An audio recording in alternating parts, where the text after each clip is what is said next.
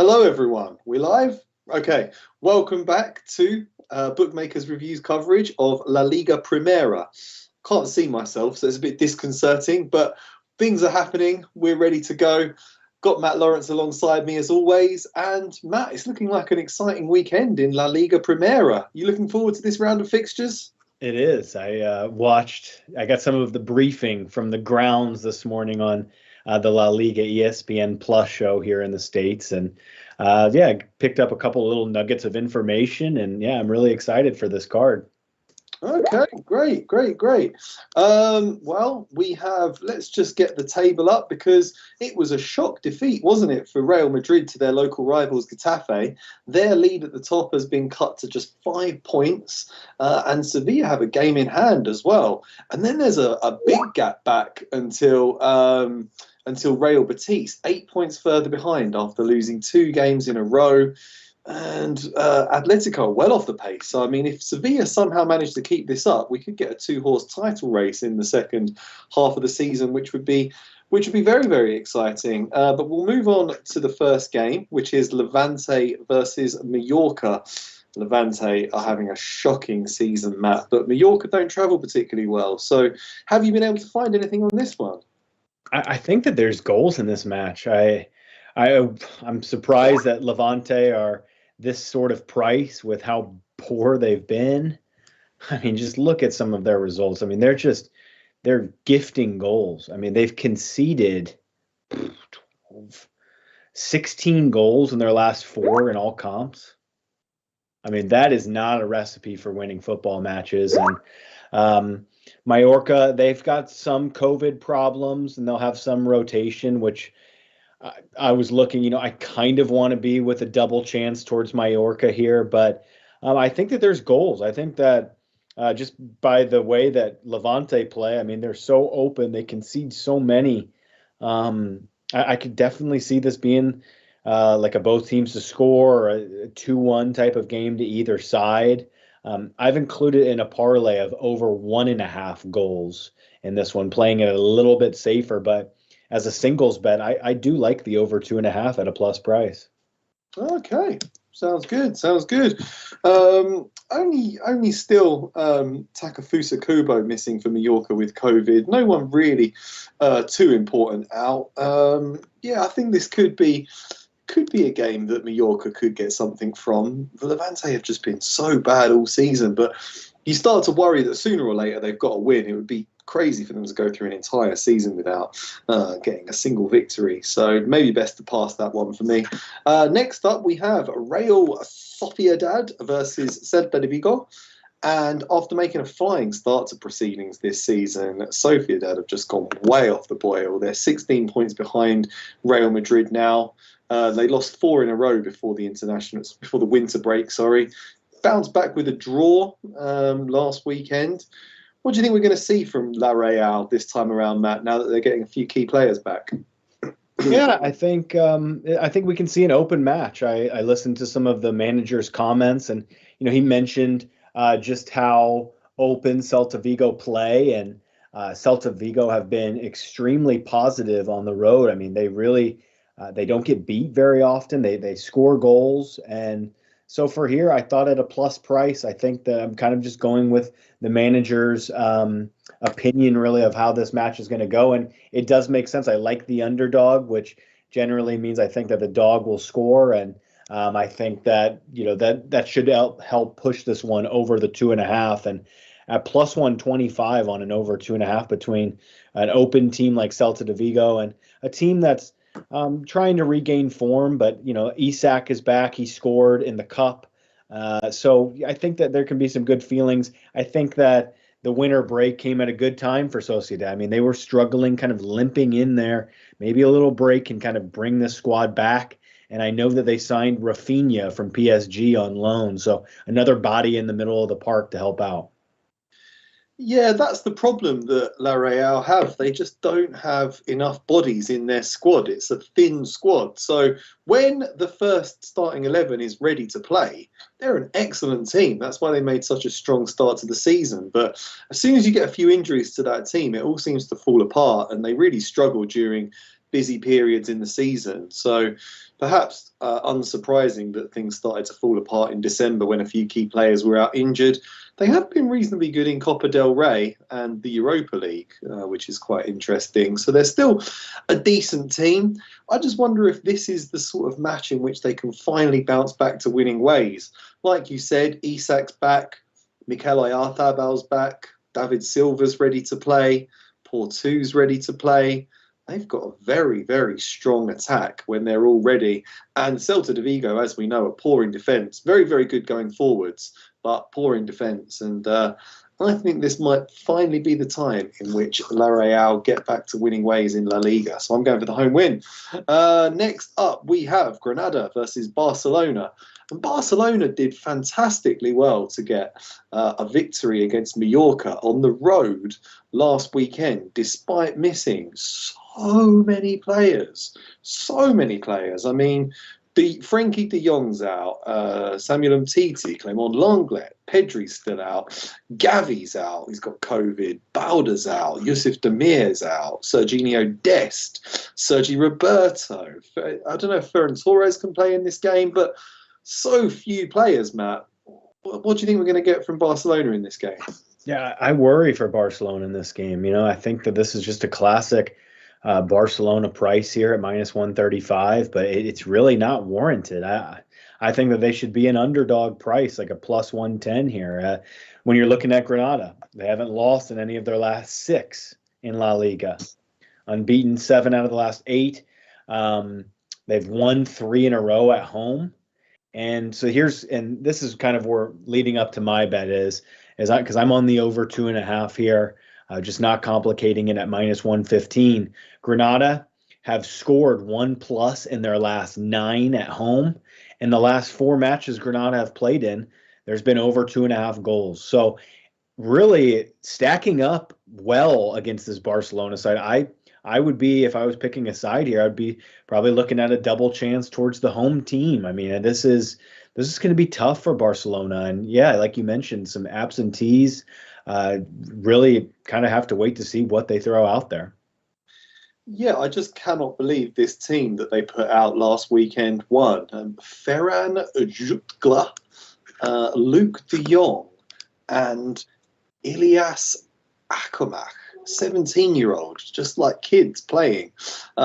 They also had Ter Stegen. Martin had some like iron wrists in like the 90th, somewhere it was late in the match, and Mallorca had a screamer. I don't know how he kept it out.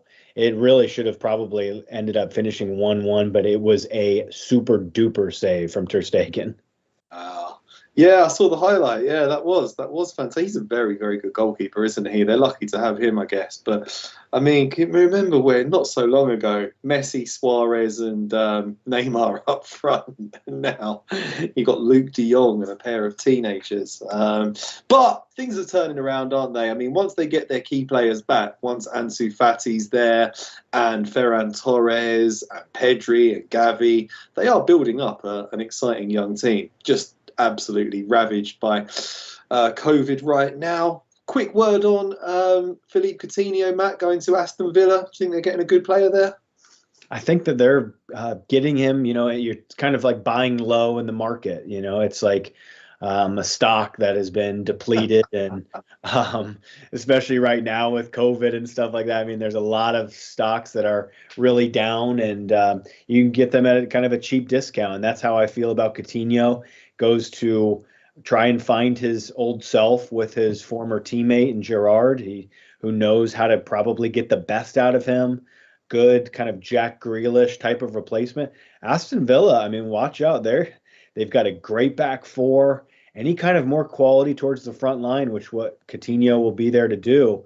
I mean, they could push for a European place. I could see them in, you know, a Conference League, Europa League. Right now with what Gerrard's cooking up, they've had some tough results, so I imagine their schedule is going to get a bit easier here too. And yeah, I think that you're getting a buy low opportunity on a player to recapture his form going into the World Cup year, where he still would like to be on that Brazilian roster.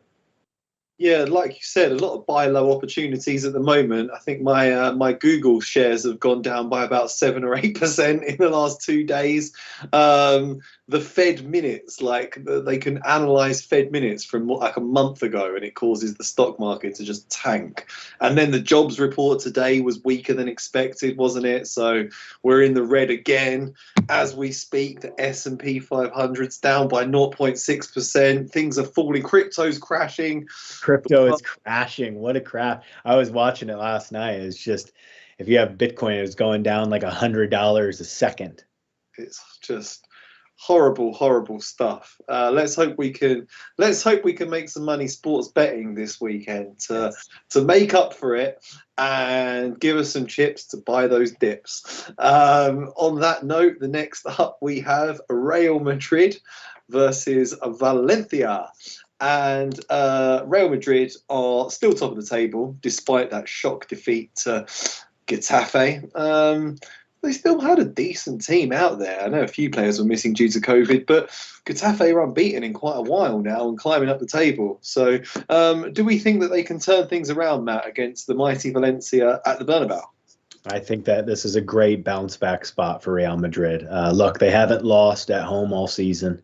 Last match, against Getafe, they were, without their best player, arguably, in Vinicius Jr. Valencia haven't gone to the Bernabeu and won and collected all 3 points since 2007, 2008. It's been a long, long time coming. Real Madrid, strong home side, get their best player back. I know I was talking with you a little bit off air.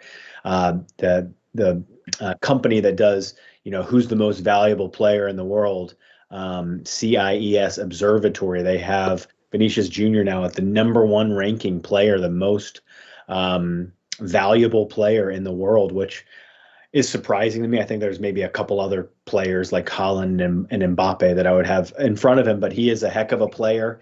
Nicolas Pepe, he's getting robbed every week. Nicolas Pepe should be #1. No, Nicolas Pepe is like the stock market right now. Nicolas Pepe's a penny stock that's dropped by 90%. Yeah. So again, Martin, I think that this is it's a great bounce back spot. You're getting that creative spark on the front line here. Should be able to free up some more opportunities for the likes of Karim Benzema and whatnot. So Real Madrid win this game. I struggled to find which angle to attack to try and combine to find the value. It could be a Asian handicap -1.5. It could be an over 2.5 or an under 4.5. But so I just went with Real Madrid money line to pair in a parlay. I think that they absolutely win this game, and I think that they're a great parlay piece. If you like any other sports across the globe, really, I think that they're a good one to pair with. Yeah, no, it sounds good. I've added Real Madrid to parlays this weekend, and I think they can get the job done. Yeah, I've gone for them with do you know what? I've gone with Real Madrid half-time, full-time. And let me tell you why. It's to do with Valencia's form away when they're on the road. They have the second worst away record in the first half of any team in La Liga this season. At the break, when they're playing away from home, they've never been winning a single game so far this season. 4 draws and 5 defeats, a -6 goal difference. Whereas after the break, they're the 4th best team in La Liga on the road. So they really seem to take a little while to get warmed up and get into games when they're playing away from the Mestalla. So, yeah, I've gone for Real Madrid to win this game half-time, full-time. I think they're going to have a real point to prove after that shock defeat to Getafe last weekend. So I've got good odds on that. I've got -110. I saw it. That was the one that definitely provided the most value on it when I was scanning it. Yeah. Oh, well, I got +105 yesterday. Maybe it's gone down now, but still, 110 -110 does look good. Yeah, maybe we should stop doing all these soccer picks, Matt, and we should just do a finance show instead on SBR in the summer when there's no. We should do like mad money with Matt Lawerence. Do it.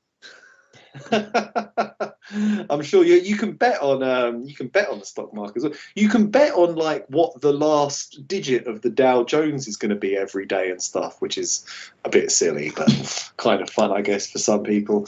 Anyway, I'm sure we could find some betting angles to it. It's all gambling, a lot of it anyway, isn't it? Next up, we have Rayo Vallecano. They are coming up against Real Betis, who we said they have lost 2 in a row. They're not looking. They've got a very strong away record this season, but lost 2 in a row. Coming up against Rayo, who have the best home record in La Liga: 8 wins, 1 draw, 0 defeats from 9 games. They're just terrific at home. Do you think they can keep it going, Matt, against a Betis team that are faltering a bit?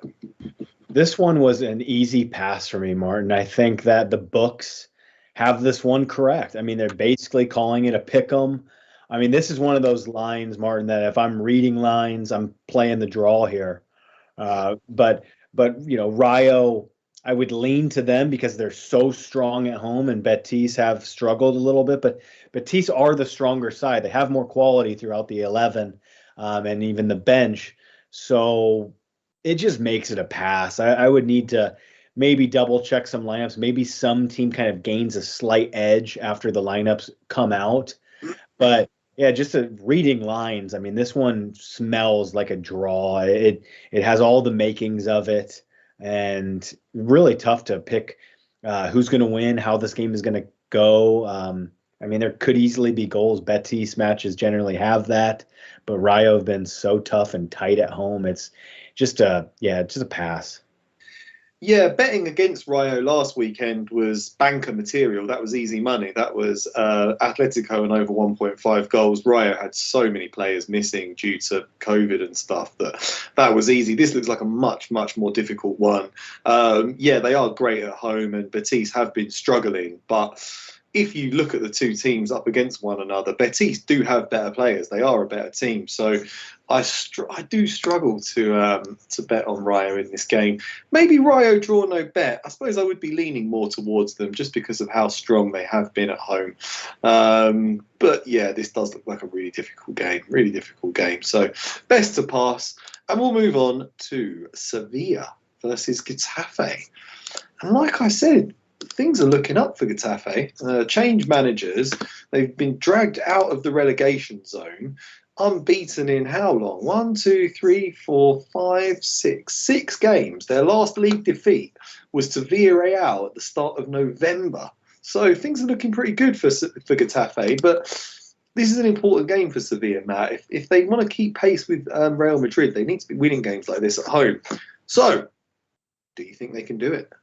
So I know that there is, I think that Sevilla have scored at least 1 goal at home in their last 15 matches in the league. So, I mean, but look at how the books are pricing this one. I mean, they've got this line basically set at 1.5, 1.75.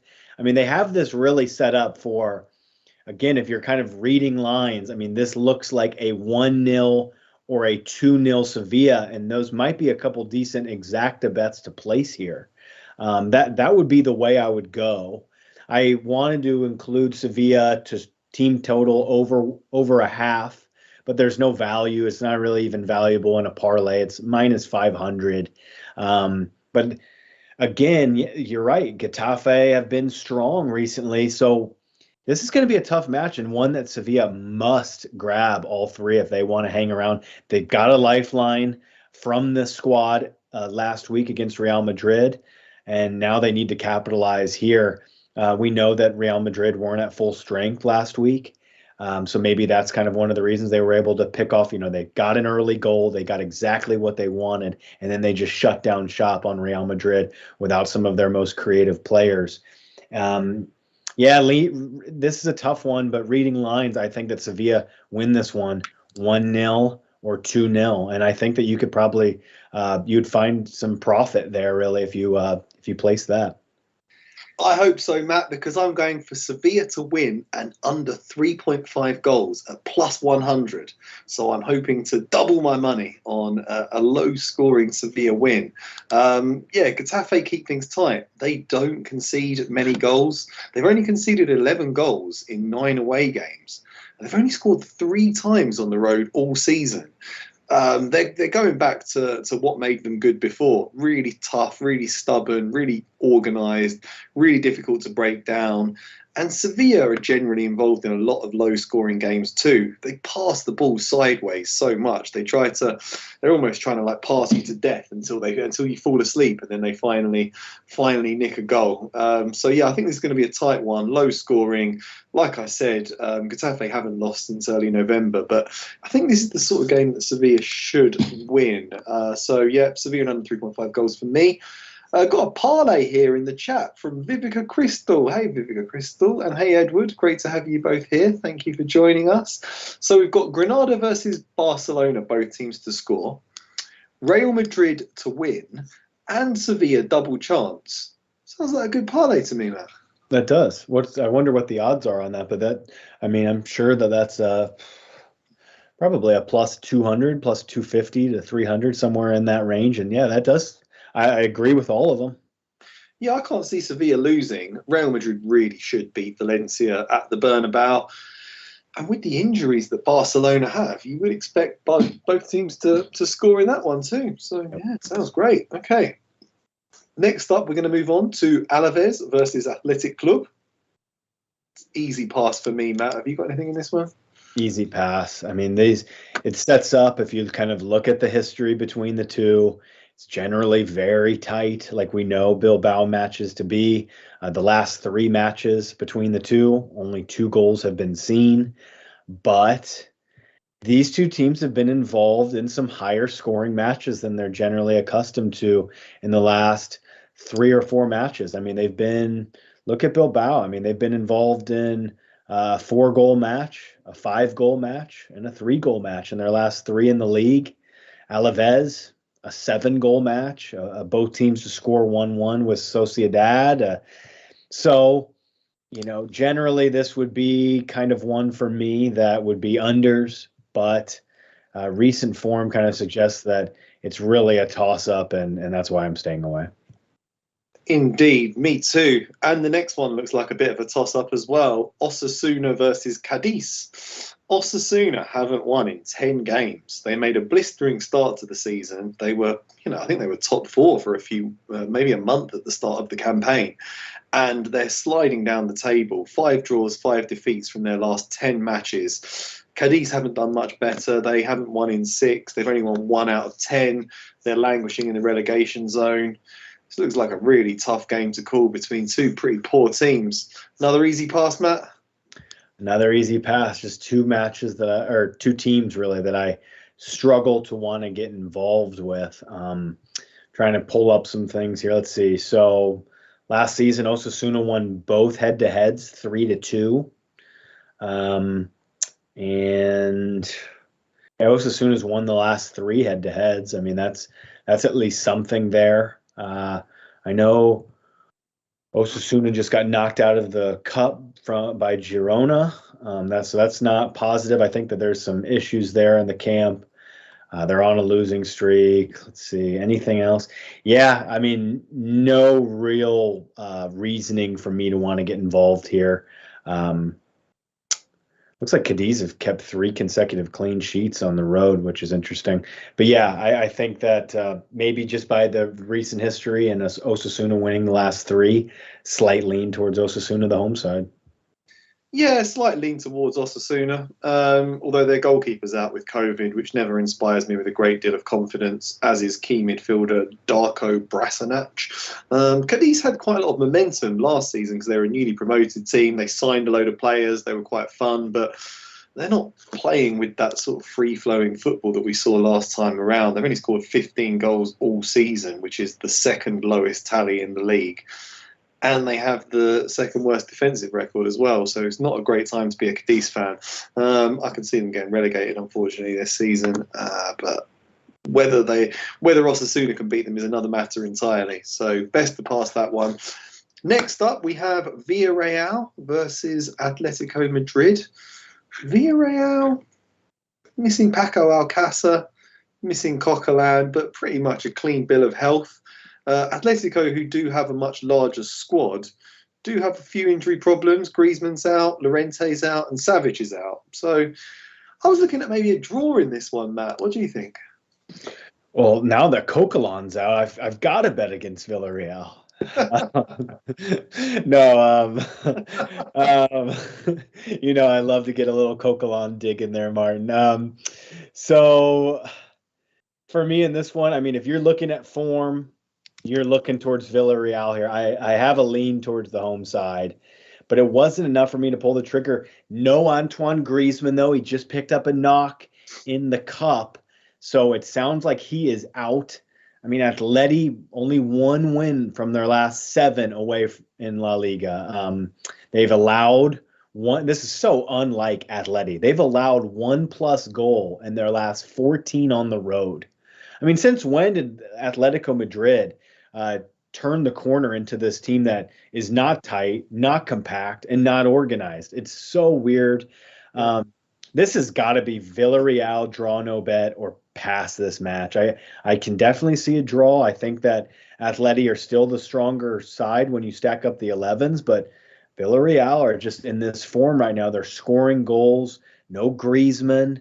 I think that all signs point to a home victory, and draw no bet was very, very close to making my card, Martin, and maybe with a lineup check, if it kind of ticks all the boxes, it still could. Yeah, no, that does sound interesting. Villarreal won 4 on the bounce, haven't they? And they have got a lot of key players back. Having Gerard Moreno fit is huge for them, obviously. Yeah, I don't think they're going to miss Coquelin too much, like you said. And yeah, they've got a good team. Yeah, I guess Simeone at Atletico is trying to evolve their style and not make them such a hard tackling, unpleasant team to watch all the time. But if you can't really just make such a sudden shift like that. It has to be more of a gradual change. And I think maybe he's trying to go too quickly, and it's not really working for them this season. Like you say, they've lost that hard, obdurate toughness at the back, whilst just not turning it on enough going forward to justify the goals that they're conceding. So I mean, the fact, Martin, that they haven't kept a clean sheet in their last 14 on the road. If you told me that, a year ago or 2 years ago, that Atletico Madrid on the road haven't kept a clean sheet in 14, like even 10, I mean, their defense has been so good. Yeah, for a couple of seasons, I just bet on Atletico to win to 0, Atletico and under 4.5, or Atletico and under 3.5, week in, week out. Made a ton of money, but it's just not that sort of team anymore. Sadly, they used to be so reliable from a betting perspective, more so than any other team in La Liga. But that's all gone out the window, sadly, this season. And they are a difficult team to call. They do still have that fighter mentality about them, though. And they did keep a clean sheet in their last one, Martin, right? They won 2-0 against that. That was at home, but still, right. I mean, they did keep a clean sheet, so maybe they've been able to try to tie some strings up after the winter break. I mean, I feel like we still have to be looking towards some Atleti win to nils here in the coming weeks. I mean, there's no way that I can buy this that they're a bad defensive team. I can't. No. I mean, I suppose they were at home. Rayo don't travel well, and Rayo had a load of players missing. But exactly. Yeah, just they weren't great in the Champions League either, were they, Atletico? And I don't know. I mean, Savic is out, but Jimenez and Hermoso are very good defenders. Jan Oblak's probably the best goalkeeper in the world. They just sold Kieran Trippier. He started in their last game, and they've sold him to Newcastle. So they're going to have to find someone to slot in at right back. I think that was a good sale for Atleti. I mean, they brought him in, sold him for what, probably around the same or maybe even a bigger price than what they bought him for. They were able to utilize him in his prime for a couple seasons, and now get a good substantial fee. That's what Atleti has done really well compared to some of the other top clubs in this league. Is they've had the right time on when to buy and when to sell. Think about Griezmann. Sell him really high, buy him back low. I mean, that's how they stay competitive with the Barcelonas and the Real Madrids. Yeah, they should be doing the finance show about when to sell your stocks and when to buy the dips. They know what they're doing. Yeah, don't play with Real Madrid's money. Do Atletico. They got the right approach. Okay, final game is the Monday game. It's Espanyol coming up against Elche, and Elche do have some COVID problems. I'm not sure if these players are going to be back. I don't think they're going to make it back in time. Lucas Perez, Enzo Rocco, Lucas Boy, Ivan Marconi, Raul Guti, and Dario Benedetto. They're all regular first-team starters. And they've all got COVID, and Elche aren't looking great. Espanyol don't have any notable problems on the COVID front whatsoever, as far as I'm aware, and they've got a terrific home record. 6 wins, 2 draws, just 1 defeat at home. So I'm all over a home win for Espanyol here. I was just getting ready to say, Martin, then might as well play the stock market here because the line is going up on this one. It's very clear. I didn't add this one to my top picks, but I mean, just when you look at some of these trends between the two, this line is only going one way. It's around -1. What price did you get, Martin, when you sent it in? -110. Yeah. So I think that this line right now, when I checked last night, was around -120, -125 here in the States. This line most likely on a standalone Monday with not a ton of matches going on, probably takes a little bit more action, and probably I think this closes around -150-ish because look at this. I mean, Espanyol haven't been beaten at home in their last 7.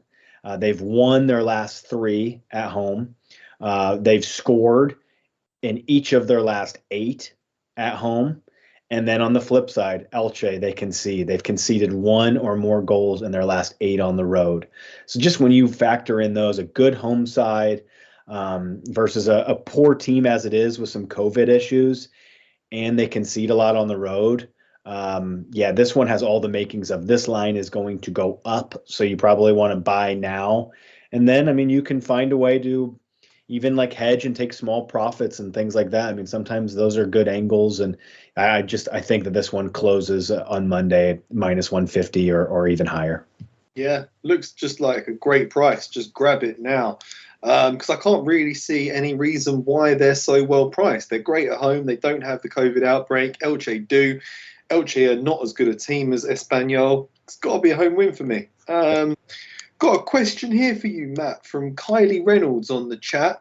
What do you think of a Real Madrid and Bayern Munich parlay? Well, maybe I'll send something out when the Bayern Munich lineup gets released, because we talked about it yesterday, Martin, on the Bundesliga show. I really don't want to get involved in that match until I see the lineup. If it's the lineup that you and I kind of predicted, I think it should be enough to beat, a Gladbach side. But again, I need to wait, and I wouldn't want to, I think maybe just rush into some action on a Friday and try to knock that first leg out, and then you feel like you've got a victory, with Real Madrid. Maybe wait. I think there's some other opportunities elsewhere possibly. And yeah, it's really a lineup check for me. So if you see Muller and you see Gnabry and Lou and maybe a Pavard, like what you talked about, Martin, when you were kind of dropping as a potential lineup yesterday. If you see Pavard in like a makeshift center back role, like I would like that. I would be all over it because he provides pace, and yeah, it's very interesting to see what kind of lineup they're going to throw out there. Yeah, I think he will start alongside Nicolas Sula as a makeshift centre back. And then Alphonso Davies on the left. I think they'll have a reasonably good starting 11 in that one. Lewandowski, Muller, Gnabry. I think they should just about get the job done. It is a bit risky. I think Real Madrid will obviously beat Valencia because we've both gone for that. Yeah, I would say go for that. You've already gone for Real Madrid and Marseille. I like the look of that because I think Marseille will beat Bordeaux. So maybe that's a better one for me. Okay, on that note, we'll go over to the wizard in the control room, please, for our picks on La Liga Primera. Okay, I'm going for Real Madrid half-time, full-time at +105. Straight win for Real Sociedad at -109. Straight win for Espanyol at -110. and Sevilla to win and under 3.5 goals at plus 100. I think that looks like a really strong card there, Martin. So yeah, I'm going to go Barcelona, Granada over 2.5.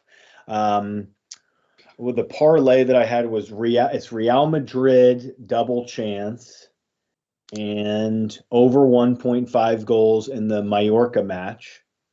And then Sociedad Celta Vigo over 2.5 goals at plus 125. And there were a couple other little nuggets that I liked on this card that, if they pan out and the match kind of goes ahead as planned, then could potentially see myself adding some. Okay, great. Thanks very much, Matt. Vivica Crystal's asking if we've got any banker for Friday. I mean, we've covered Bayern, Borussia Mönchengladbach. I thought with their defensive problems, maybe Bayern to win and both teams to score. That's quite high odds. Just looking at what games are being played, I think Sporting Lisbon will get the better of Santa Clara in Portugal. I agree with Kylie about Marseille beating Bordeaux. Bordeaux have been in poor form. Maybe I'd do a Marseille Sporting Lisbon double or something like that. Is this a wild one, Martin? So I don't know. I mean, Swindon, they're in League Two. It looks like they're going to get promotion to the third tier. We know that City have a COVID outbreak, so it's going to be not City's first team, not City's second team, but their third team on a trip to Swindon. I wonder if they could hang around like it's a plus 2.5 goal handicap, playing against City's third team. That one is weird to me. I really don't know anything about Swindon other than it looks like they're going to get promotion to the third tier, so they've at least had a positive season. Maybe they could keep that one tight in the first half and kind of hang around against a complete makeshift City team. It will be interesting to see. Maybe. I can't say I know enough about Swindon right now, unfortunately. It was the first live game I ever saw was Arsenal versus Swindon when they were in the top flight at the time. They were in the top division and Arsenal won 3-0. It was a very exciting day, but things have gone downhill a lot for Swindon since then. They could be competitive, but I don't know. I haven't looked into that one, unfortunately. Yeah, there's not much on the cards today, I'm afraid. But yeah, Marseille, Bayern, no for me. Sporting. Yeah, no bankers for me though, I'm afraid. Yeah. All right, guys. Thank you very much for watching. Really appreciate it, and hope we have a great weekend. Lots of winners. Let the gambling gods be smiling upon us. Thank you, Matt, for all your picks. Thanks, guys, in the chat for all your tips too. And yeah, we look forward to seeing you next week.